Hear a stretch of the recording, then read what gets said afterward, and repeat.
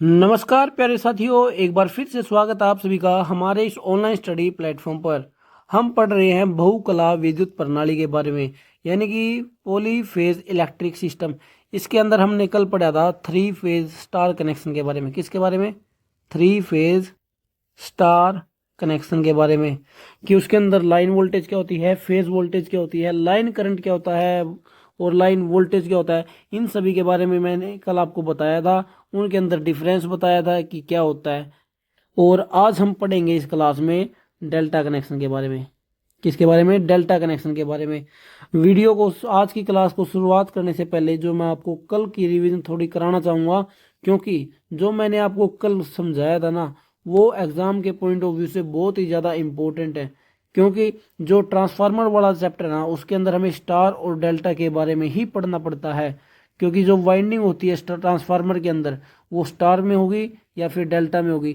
जो स्टार्टर होते हैं मोटर के, उनके अंदर भी स्टार और डेल्टा के में ही वाइंडिंग की जाती है। इसलिए स्टार और डेल्टा को समझना हमारे लिए बहुत ही ज़्यादा इंपॉर्टेंट है।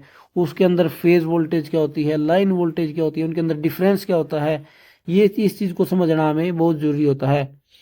तो चलिए कल की ना थोड़ी रिवीजन कर लेते हैं एक बार। मैंने देखिए आपको कल इस डायग्राम की हेल्प से सब कुछ समझाया था। देखिए लाइन, ये दो इस पॉइंट से लेकर इस पॉइंट तक होती है, इसको लाइन बोलते हैं। और उसी तरीके से यहाँ से यहाँ तक भी लाइन बोलते हैं, यहाँ से यहाँ तक, इस चीज़ को लाइन बोलते हैं। और फेज किसको बोलते हैं? जो ये कोयल बनी हुई है, जो ये कोयल बनी हुई है, इनको बोलते हैं फेज। और अब फेज करंट क्या होगा? जो इस पॉइंट से इस पॉइंट के बीच में जो करंट जाएगा उसको फेज करंट कहेंगे। फेज करंट को हम लिखते हैं आई आर से, आई आर से, आई वाई से और आई बी से। ठीक है। अब लाइन वोल्टेज है, लाइन वोल्टेज जो इस लाइन के अंदर जो लाइन करंट, जो लाइन करंट क्या है, जो इस लाइन के अंदर करंट जाएगा उसको लाइन करंट बोलेंगे, जिसे हम आई एल से लिखते हैं। और इसी तरीके से इसके अंदर जो जाएगा, इसके अंदर जो करंट जाएगा, उनको हम लाइन करंट कहते हैं। अब लाइन वोल्टेज क्या होती है? लाइन वोल्टेज होती है दो फेज के बीच की वोल्टेज, यानी कि यहां से लेकर यहां तक लाइन वोल्टेज कहलाती है। क्या कहलाती है? Line voltage. उसको हम लिखते हैं वी आर वाई से, वी वाई बी से, या फिर वी आर बी से। ठीक है। दो फेज के बीच के वोल्टेज को लाइन वोल्टेज कहा जाता है। अब लाइन फेज वोल्टेज क्या होती है? फेज वोल्टेज एक फेज और एक न्यूट्रल के बीच की वोल्टेज। किसकी? एक फेज और एक न्यूट्रल के बीच की वोल्टेज को फेज वोल्टेज कहा जाता है, जिसे हम डिनोट करते हैं वी आर से, वी वाई से और वी बी से। इतना आपको समझ आ गया होगा। ये इतना मैंने आप सभी को कल की क्लास में कराया था। I R, I L, V R Y. और जो इसके बाद मैंने आपको एक फेजर डायग्राम बनवाया था। फेजर डायग्राम के हेल्प से हमने जो है V R minus V Y का समीकरण बनाया था। किसका? V R minus V Y का समीकरण बनाया था, उनका योग किया था। कैसे किया था वो मैंने कल की क्लास में विस्तार से बताया हुआ है। उस चीज के लिए आप कल की क्लास देख लीजिए। ठीक है। और मैंने कल आपको क्या बताया था? जो स्टार कनेक्शन होता है, स्टार कनेक्शन के अंदर लाइन करंट जो है फेज करंट के बराबर होता है। लाइन करंट फेज करंट के बराबर होता है। और लाइन वोल्टेज जो है under root of three phase voltage के होता है। इतना मैंने कल आपको बताया था। और एक चीज और थी जो स्टार कनेक्शन के अंदर है। स्टार कनेक्शन के अंदर वोल्टेज 120 डिग्री के अंतर पर होती है। कितने के? 120 डिग्री के अंतर पर होती है क्या? वोल्टेज। और जो कल की क्लास में रह गया था हमारा, उस चीज को भी एक बार देख लेते हैं। कल जो है हमने इनका समीकरण बनाना रह गया था हर एक फेज का, उसको बना लेते हैं आज। देखिए वी आर का कैसे बनेगा? वी आर का बनेगा V M sine omega T. V R का तो बन गया V M sine omega T. अब जो है डायग्राम ऐसे बनाया जाता है स्टार का। अब जो है हर फेज में 120 डिग्री का अंतर होता है। ये आर फेज हो गया, ये वाई हो गया और ये बी हो गया। इनके बीच में कितने डिग्री का अंतर है? 120 डिग्री का अंतर है। तो अब वी वाई का कैसे बनेगा समीकरण? वी वाई का बनेगा V M sine omega T minus 120 degree. ठीक है, कैसे बनेगा? वी वाई का V M sine omega T minus 120 degree. क्यों? क्योंकि जो वाई फेस है वो आर फेस से 120 डिग्री पीछे है। कितना है? 120 डिग्री पीछे। जब भी हम ये देखते हैं ना, मैंने आपको पिछली क्लास में बताया था, जो हम देखते हैं लीडिंग लैगिंग, वो हम ऐसे एंटी क्लॉकवाइज में देखते हैं, एंटी क्लॉकवाइज में। अब आगे आगे तो आर दौड़ रहा है, आगे आगे आर दौड़ रहा है, पीछे पीछे उसके वाई आ रहा है। ठीक है, इस तरीके से देखना आपको और इस तरीके से समझना है। अब वी बी का कैसे बनेगा? आर का बन गया, वाई का बन गया, बी का कैसे बनेगा? V M sine omega T minus 240 degree. अब 240 कैसे हो गया? देखिए 120 तो यहाँ पर है, 120 का अंतर ये हो गया और 120 का अंतर ये हो गया, तो ये कितना बन गया? 240 डिग्री। तो वी बी का कैसे समीकरण बनेगा? V M sine omega T minus 240 degree. और इस चीज को ना हम एक अलग फॉर्म में भी लिख सकते हैं। कैसे? देखिए वी वाई को हम लिख सकते हैं V M sine omega T plus 240 degree. V Y को देखो, एक तो ऐसे लिख सकते हैं V M sine omega T minus 120 degree, या फिर V Y is equal to V M sine omega T plus 240 degree. देखिए ये किस तरीके से घूम रहा है, ये इस तरीके से एंटी क्लॉकवाइज घूमेगा ना। तो आप ये देख लीजिए आर से आगे कितना कौन सा है? आर से आगे बी है और बी से आगे कौन है? बी से आगे वाई है। अब इनके बीच में कितना अंतर है? 120 का अंतर तो ये हो गया और 120 का अंतर ये हो गया। इस इतने इनके बीच में कितना अंतर हो गया? 240 का। अब वी बी को भी एक अलग फॉर्म में लिख सकते हैं। वो कैसे? ये देखिए V M sine omega T plus 120 degree. इसको ऐसे भी लिख सकते हैं। कैसे? देखिए आर से आगे कौन है? आर से आगे जो है बी है। आर से आगे कौन है? बी। और इन दोनों के अंदर कितना डिफरेंस है? एक बी का कितने का? 120 डिग्री का। अब 120 डिग्री प्लस होगा या माइनस होगा, ये कैसे? देखिए अब बी आगे है या पीछे है? बी आगे है, तो आगे है तो 100 प्लस 120 लिखा जाएगा। जो हम ये रेफरेंस मान रहे हैं ना, यहाँ पर रेफरेंस जो आर फेस को मान कर चल रहे हैं। किसको? रेफरेंस जो हम आर फेस को मान कर चल रहे हैं। जब भी तो आर फेस का हमें ऐसे लिखा है V R is equal to V M sine omega T. ठीक है ना? इतना आप सभी को समझ आ गया होगा। ये जो बचा हुआ पार्ट था कल स्टार कनेक्शन का, ये हमारा रह गया था। अब आज की क्लास जो है स्टार्ट करते हैं। आज की क्लास में क्या पढ़ाएंगे हम? डेल्टा कनेक्शन के बारे में। किसके? डेल्टा। डेल्टा कनेक्शन, ये जो है सिंबल होता है डेल्टा का। स्टार का कैसे होता है? स्टार का कनेक्शन होता है, स्टार का होता है ऐसे सिंबल। स्टार का सिंबल ये है और डेल्टा का सिंबल ये है। अब इसमें लाइन कौन सी है?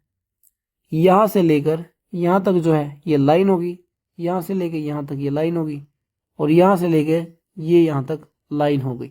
ठीक है, और फेज कौन सा होगा? जो ये कोयल दिख रही है आपको, ये जो कोयल है इसको बोलते हैं फेज। यहां पर भी हमारे पास कितने फेज है? 3 फेज है। इसको आर फेज मान लेते हैं, इसको वाई फेज और इसको बी फेज मान लेते हैं। अब यहां पर जो है लाइन वोल्टेज कौन सी होगी?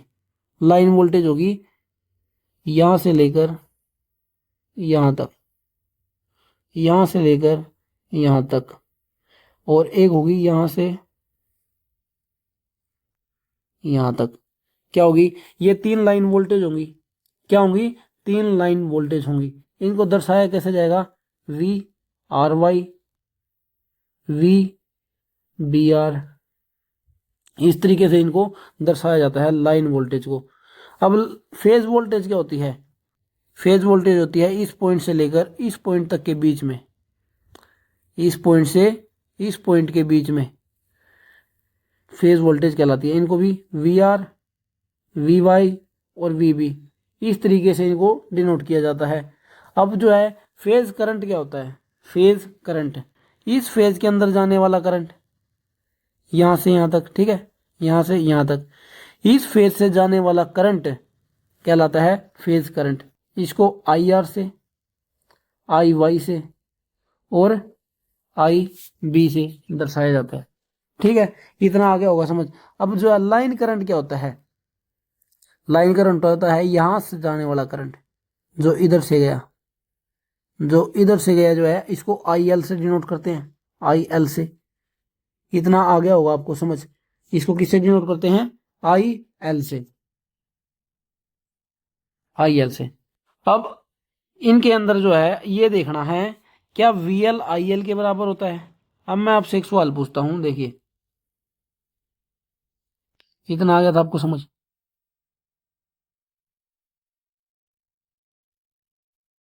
क्या इसमें भी आई एल जो है वी एल के बराबर होगा? सॉरी, आई एल जो है आई पी एच के बराबर होगा? बताइए। स्टार के अंदर हमने क्या देखा, लाइन करंट फेज करंट के बराबर होता है। क्या डेल्टा के अंदर भी वही होता है?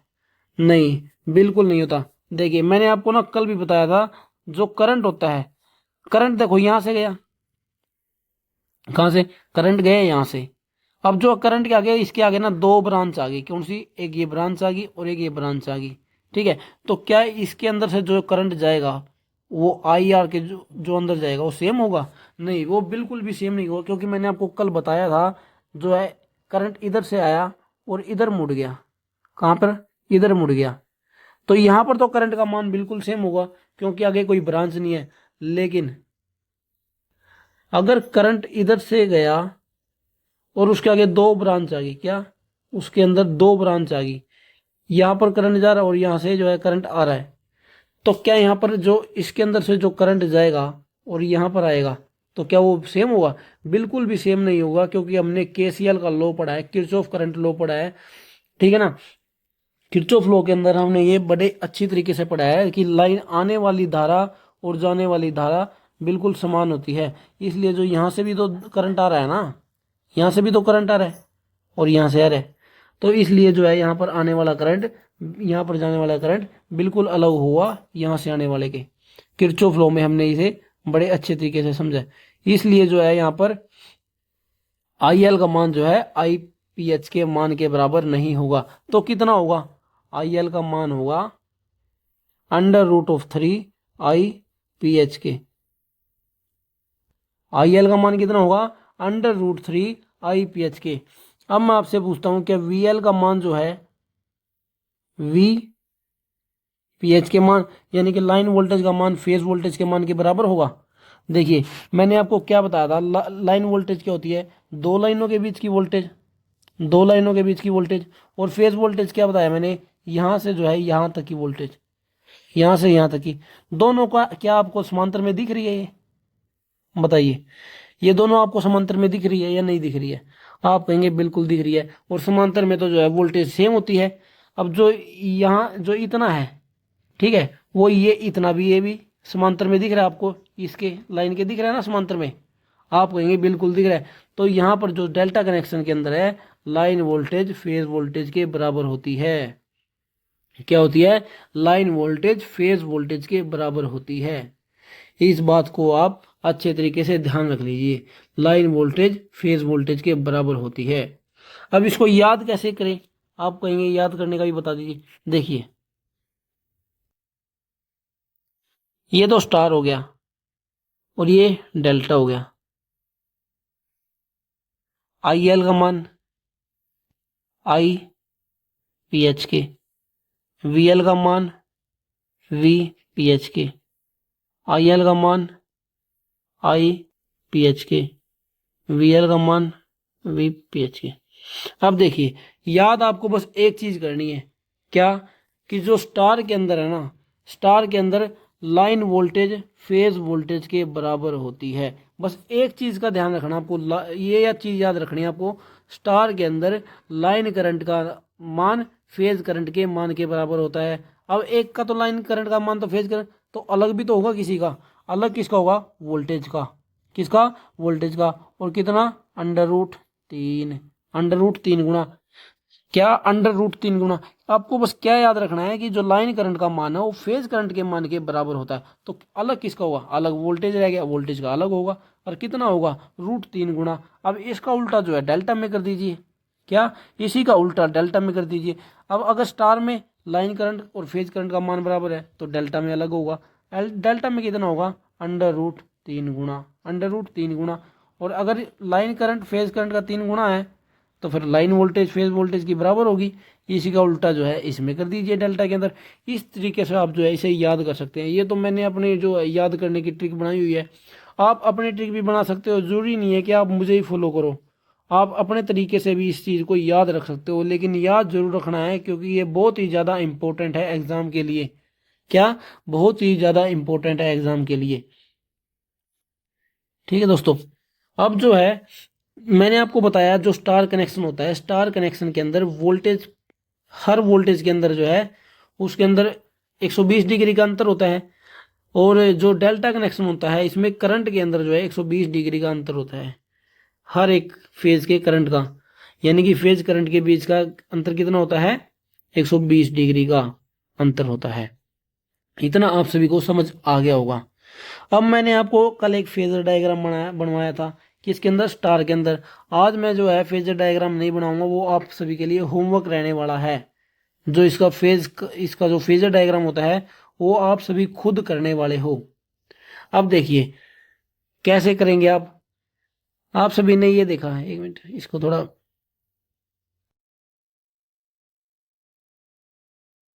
साफ सा कर लेते हैं।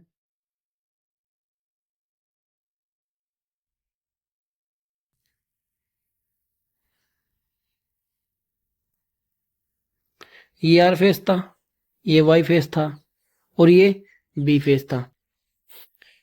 अब जो है इसमें आई जो करंट यहां से आया इसको क्या कहेंगे हम? आई आर वाई कह देते हैं। और चलो इसको आर बी कह देते हैं क्योंकि ये यहां से आ रहा है। आई आर बी कह देते हैं इसको। तो यहां पर आप बताइए आई आर बी क्या होता है? आई आर प्लस, नहीं आप यहां पर ना क्या डेल्टा उसका केसीएल का नियम लगाइए। किसका? केसीएल का नियम लगाइए। केसीएल का नियम क्या कहता है? आने वाली करंट और जाने वाली करंट का मान जो है सेम रहता है। किसका? आने वाले करंट का और जाने वाले करंट का मान का किसी एक पॉइंट पर आने वाला करंट और किसी पॉइंट से जाने वाले करंट का मान हमेशा समान रहता है। अब इसमें क्या है? केसीएल का नियम लगाना है। केसीएल के नियम के लिए देखिए मैंने आपको क्या कहा, आने वाला करंट और जाने वाला करंट का मान सेम रहता है। अब इस बिंदु पर जो है, इस बिंदु पर करंट कौन सा आया? ये आई एल का आया, यानी कि आई एल वन कह देते हैं इसको। क्या कहते हैं? आई एल वन प्लस। और कौन सा आया? ये आई बी का। क्यों आया बी का? यहाँ पे यहाँ से करंट आएगा तो यहाँ पर जाएगा, यहाँ से जाता हुआ वो यहाँ पर आएगा। तो यहाँ पर कौन कौन सा, इस पॉइंट पर कौन कौन सा करंट आया? आई एल वन और आई बी वाला करंट आया। और वो गया कहां पर? आई आर में गया, आई आर में गया। ये बन गया समीकरण इसका। अब जो है अब यहाँ आई एल वन का मान क्या आएगा? आई एल वन का मान आ जाएगा, इधर आई आर है और जो ये आई बी है उधर जाके बन जाएगा माइनस का। I L one is equal to I R minus I B. इसी तरीके से हमें आई इसका निकालना है बी का, इसी तरीके से आई वाई का निकालना है। ठीक है ना? इतना आप सभी को समझ आ गया होगा। क्योंकि देखिए जो ये वाई फेस है, वाई फेस में करंट कहाँ से जाएगा? वाई फेस में जाएगा करंट यहाँ से और यहाँ से। और जो है बी आर फेस का आएगा यहाँ से। इसलिए जो इस आई एल टू मान लेते हैं, इसके वाई फेस वाले को आई एल टू मान लेते हैं। और यहाँ पर और कौन सा करंट आया है? I L two plus I R का आया, आई आर का आया। और इधर गया कहाँ पे? ये आई वाई में गया। तो यहाँ पर आई एल टू का मान क्या आ जाएगा? आई एल टू का मान आ जाएगा यहाँ पर I Y minus I R, I Y minus I R आ जाएगा इधर से। तो इसी तरीके से जो आप इन सभी का फेजर डायग्राम बना सकते हो इन सभी के हेल्प से। कल वाली वीडियो आप देख लेना कि उसमें मैंने फेजर डायग्राम कैसे बनाया है। उसमें क्या था, कल की जो मैंने क्लास कराई थी उसमें मैंने आपको कराया था आई आर वाई था। जैसे उसमें सॉरी आई नहीं है, उसमें कल हमने किया था वोल्टेज को रेफरेंस मार के। किसको? वोल्टेज को। V R Y is equal to V R minus V Y. कल हमने इसको रेफरेंस माना था जो है। और आज किसको करंट? आज करंट को रेफरेंस मान रहे हैं। फेजर डायग्राम सेम बनेगा, उसमें भी वो समांतर वाला जो है लो काम में आएगा, यानी कि पैरेललोग्राम वाला नियम जो है लागू करना है उस पे भी, वेक्टर योग के लिए। इतना है बस, कल वाली भी क्लास आप देख लेना, उसमें मैंने फेजर डायग्राम कैसे बनाया है। आज ये आप सभी का होमवर्क रहने वाला है। जब तक आप खुद नहीं करके देखोगे किसी चीज को, जब तक जो है आपको उसको समझ नहीं आएगा कि कैसे क्या करना है। डेल्टा कनेक्शन भी आपको समझ आ गया होगा कि डेल्टा कनेक्शन क्या है। अब जो है इसके पावर की बात कर लेते हैं। किसकी? पावर की। इसके अंदर पावर कितनी होती है? Power in 3 phase connection. जो पावर होती है ना स्टार और डेल्टा के अंदर, वो सेम होती है। इस बात को भी आपको ध्यान रखना है। जो पावर होती है ना 3 फेज कनेक्शन के अंदर, वो स्टार और डेल्टा में सेम होती है। देखिए, अगर हम किसी ये कोई सर्किट है,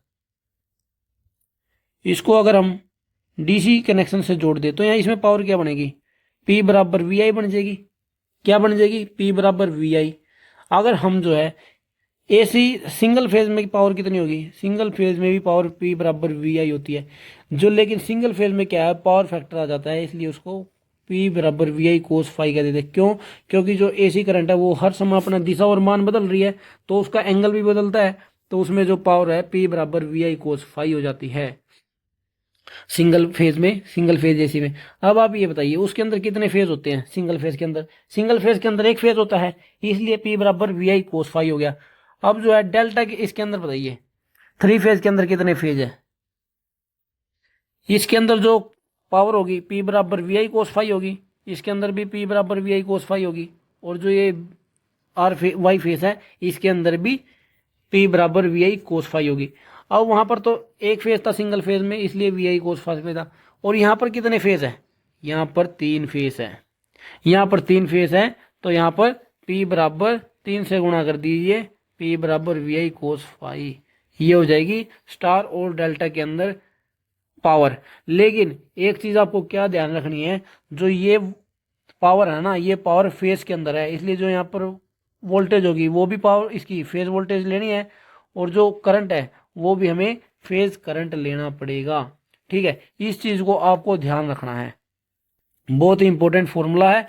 P बराबर 3, और जो ये पावर है किसके अंदर है? फेज के अंदर पावर है, फेज के अंदर। अब आप कहेंगे लाइन के अंदर पावर कितनी होगी? देखिए, लाइन के अंदर पावर होगी, इसको हम कह देते हैं पावर इन फेज, इसको पावर इन लाइन। ठीक है, √3 VL IL कोस फाई।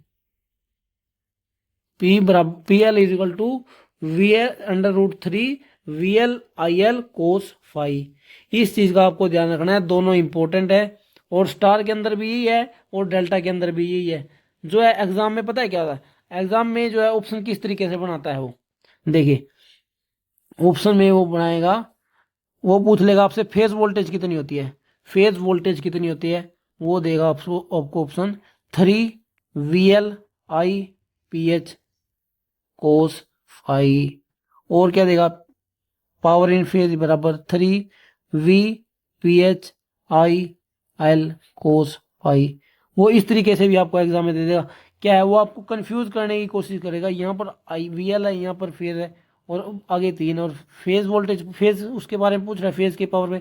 आप केवल 3 को देखोगे, ले भाई फेज पावर है 3 है, तो चलो ये ऑप्शन हो गया। लेकिन ध्यान क्या रखना आपको, ये VL की बात कर रहा है या फिर VPH की बात कर रहा है, इस चीज को ध्यान रखना आपको। ये सिम जो है एग्जाम में ना यहीं पर कंफ्यूजन आ जाती है बच्चों को कि वो VPH है या फिर IPH है। बस सिंपल है, जो फेज वोल्टेज होगी, फेज पे पावर होगी, उसमें फेज वोल्टेज लेनी है और फेज करंट लेना है। जो लाइन पावर होगी, लाइन में पावर होगी, वहां पर लाइन वोल्टेज लेनी है और लाइन करंट लेनी है। इतना आप सभी को समझ आ गया होगा। अब जो है स्टार और डेल्टा के ना कंपैरिजन कर लेते हैं एक दूसरे के साथ, कि स्टार और डेल्टा में क्या अंतर होता है। देखिए, स्टार में IL का मान IPH के बराबर है, समझाया आपको, और डेल्टा के अंदर √3 ऑफ फेज वोल्टेज होता है। स्टार के अंदर लाइन वोल्टेज √3 फेज वोल्टेज के, और डेल्टा के अंदर लाइन वोल्टेज फेज वोल्टेज के बराबर होती है। पावर जो है दोनों में सेम होती है, √3 VL/IL cos फाई, कौन सी, लाइन पावर, और phase power 3 VPH IPH cos phi, दोनों में सेम होती है। और क्या है, इसमें लाइन वोल्टेज फेज वोल्टेज से 30 डिग्री आगे रहती है। आप सभी को बताया था मैंने फेजर डायग्राम की हेल्प से, क्या बताया था, लाइन वोल्टेज फेज वोल्टेज से 30 डिग्री आगे रहती है, और लाइन वोल्टेज फेज धारा से 30 प्लस पाई डिग्री आगे रहती है। और जो डेल्टा कनेक्शन में क्या बनेगा, इसमें फेज धारा लाइन धारा से 30 डिग्री आगे रहती है। क्या, इसमें जो है डेल्टा के अंदर रेफरेंस किसको लेना है, करंट को, और उसके अंदर वोल्टेज को लेना होता है। जिस तरीके से स्टार कनेक्शन के अंदर फेजर डायग्राम बना था, उसी तरीके से जो है इसके अंदर डेल्टा के अंदर जो है फेजर डायग्राम बनेगा। आप बनाने की कोशिश करना, अगर ना बने तो आप कमेंट कर देना, कल की क्लास में मैं बना दूंगा। ठीक है, कमेंट करके जरूर बताना है कि आपसे बना है या नहीं बना है वो। ठीक है, और फेज धारा क्या होगी, फेज धारा लाइन वोल्टेज से 30 प्लस पाई डिग्री आगे रहती है। एग्जाम में आया हुआ सवाल है ये कि लाइन धारा, इसमें फेज धारा और लाइन वोल्टेज में क्या अंतर होता है, कितने डिग्री का अंतर होता है। ठीक है, 30 प्लस पाई डिग्री का अंतर होता है, ये सवाल आया हुआ था। और स्टार के अंदर क्या होता है, इसमें 3 फेज और 4 तार सिस्टम होता है, क्योंकि इसमें न्यूट्रल उपस्थित होता है। जो देखिए ये स्टार कनेक्शन है, इसमें एक तो आर फेस हो गया, एक तार ये होगी, एक वाई की होगी, एक बी की होगी। अब चौथी वायर जो होती है वो यहाँ से निकलती है, इस बीच वाले सेंटर वाले पॉइंट से, इसको हम बोलते हैं न्यूट्रल पॉइंट। इसको जो है अर्थ किया जाता है, और वहां से जो है लोड की सप्लाई ली जाती है। लेकिन क्या है, डेल्टा के अंदर क्या होता है, इसमें 3 फेज और 3 तार सिस्टम ही होता है। क्या होता है, 3 तार सिस्टम ही होता है 3 फेज में, क्योंकि इसमें जो है न्यूट्रल तार उपस्थित नहीं होता है। क्यों, इसमें देखिए आपको डेल्टा कनेक्शन दिख रहा है, इसमें कहीं से आपको दिख रहा है कि इसमें से न्यूट्रल तार हम निकाला जा सकता है, इससे जो है न्यूट्रल तार नहीं निकाली जा सकती, इसलिए इसमें 3 तार ही सिस्टम होता है। इसलिए जो है इसका उपयोग डिस्ट्रीब्यूशन ट्रांसफार्मर के केवल प्राइमरी वाइंडिंग में किया जाता है। क्या, जो डेल्टा कनेक्शन का यूज होगा ना, वो ट्रांसफार्मर की प्राइमरी वाइंडिंग में यूज किया जाता है, और जो ट्रांसफार्मर की जो सेकेंडरी वाइंडिंग होती है उसके अंदर जो है स्टार कनेक्शन किया जाता है। कैसा, स्टार कनेक्शन किया जाता है, ताकि उसके जो बीच वाले पॉइंट्स है न्यूट्रल निकाला जा सके। घरों में लोड चलाने के लिए जो है न्यूट्रल पॉइंट की आवश्यकता होती है, इसलिए जो घरों के पास जो ट्रांसफार्मर लगे होते हैं उनको डिस्ट्रीब्यूशन ट्रांसफार्मर बोला जाता है, और उनके जो सेकेंडरी में वाइंडिंग होती है वो स्टार कनेक्शन होती है, ताकि वहां से एक न्यूट्रल पॉइंट निकाला जा सके।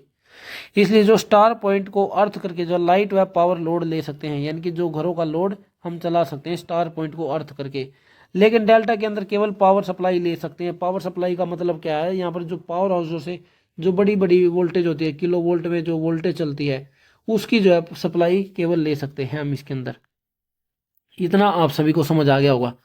अब जो है एग्जाम के लिए कुछ क्वेश्चन की प्रैक्टिस कर लेते हैं। देखिए, अब मैंने आपको बताया लाइन वोल्टेज जो है √3 ऑफ फेज वोल्टेज होता है, ये मैंने आपको बताया। अब अगर एग्जाम में आ जाए कि एक लाइन वोल्टेज कितनी है, 100 है, लाइन वोल्टेज कितनी है, 100, अब वो आपसे कह दे कि फेज वोल्टेज निकाले। सवाल आते हैं ऐसे कि लाइन वोल्टेज आपको दे देगा और फेज वोल्टेज निकालने के लिए आपको बोलेगा। अब ये फॉर्मूला है, अब यहाँ से निकालना है क्या, वी ऑफ फेज वोल्टेज निकालनी है। फेज वोल्टेज का फॉर्मूला क्या बन जाएगा, VL/√3 बन जाएगा कि नहीं बन जाएगा। अब जो है फेज वोल्टेज कैसे निकालेंगे, VL का मान रख दीजिए 100, और फेज वोल्टेज √3 का मान क्या होता है, देखिए √3 का मान होता है 1.732, और 1/√3 का मान होता है 0.577। इस चीज का आपको ध्यान रखना है, क्योंकि अगर एग्जाम में कभी ऐसा पूछ भी लेना तो आपको वहां विचलन न जाओ कि इसमें क्या करे, √3 की वैल्यू क्या रखे। इसलिए इस चीज का पहले ही ध्यान रहना चाहिए। 1/√3 की वैल्यू रख दीजिए 0.577, या फिर √3 की √3 1.732 ये रख दीजिए, या फिर ऐसे 100 गुणा में 0.577 कर दीजिए। ठीक है, अब यहाँ से कितना बन जाएगा, 57.7 वोल्ट बन जाएगा। क्या बन जाएगा, 57.7 वोल्ट बन जाएगा इसका आंसर। 100 से गुणा कर दिया ना 0.577 का, क्योंकि 1/√3 की वैल्यू हमने यहाँ पर रख दी इस वाले में। अब वो क्या कर सकता है, वो आपसे पूछ लेगा आई एल का मान दे देगा 100 एम्पेयर, और आई ए का मान पूछ लेगा, किसका, आई पी एच का मान पूछ लेगा। अगर स्टार के अंदर पूछे, किसके, स्टार कनेक्शन, वो शो करेगा वहां पर एग्जाम क्वेश्चन में कि वो स्टार की पूछ रहा है या फिर डेल्टा की पूछ रहा है। अगर वो स्टार में पूछ ले तो 100 एम्पेयर तो लाइन करंट है, और फेज करंट भी 100 एम्पेयर ही हो जाएगा स्टार के अंदर। तो अगर वो कह देते हैं कि लाइन करंट का मान कितना होगा, किसका, उसके अंदर फेज करंट का मान कितना होगा डेल्टा कनेक्शन के अंदर, आई पी एच का मान कितना होगा डेल्टा कनेक्शन के अंदर, सेम वही फॉर्मूला रहेगा, आई एल बराबर √3 फेज वोल्टेज। अगर हमें फेज वोल्टेज निकालनी है तो यहाँ पर फेज वोल्टेज का इसका फेज करंट का फॉर्मूला क्या बन जाएगा, आई एल अपॉन √3, 100 गुणा में 1/√3 का मान कितना है 0.577। अब यहाँ से क्या है, ये 2 जीरो कट जाएंगी, पॉइंट हट जाएगा, यहाँ से कितना बन जाएगा 57.7 एम्पेयर। क्या बन जाएगा 57.7 एम्पेयर। अब अगर वो उसका भी सवाल में दे देगा फेज वोल्टेज कितनी दे दी 100 वोल्ट, कितनी 100 वोल्ट। अब कह देगा लाइन करंट निकालो, क्या, लाइन करंट निकालो। आप सभी को पता है आई एल का फॉर्मूला होता है √3 phase voltage, √3 into phase voltage का मान क्या है 100। अब जो है √3 की वैल्यू क्या बताई मैंने आपको 1.732। अब इसको 100 से गुणा कर दीजिए, क्या बन जाएगा 173.2 वोल्ट बन जाएगा। क्या आई एल का मान कितना आ गया, उसका वी एल का मान, वी एल का मान कितना आ गया 173.2 वोल्ट आ गया। इतना आप सभी को जो है समझ आ गया होगा।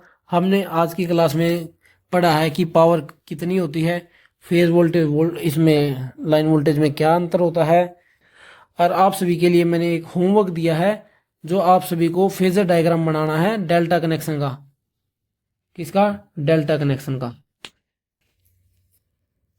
तो दोस्तों आज की वीडियो में बस इतना ही। कल की क्लास में जो है हम इसकी जो पॉलीफेज इलेक्ट्रिक सिस्टम है इसकी हमें एक क्लास और करनी पड़ेगी। उसके अंदर हम क्या समझेंगे, उसके अंदर हम समझेंगे मेजरमेंट कैसे किया जाता है, क्या,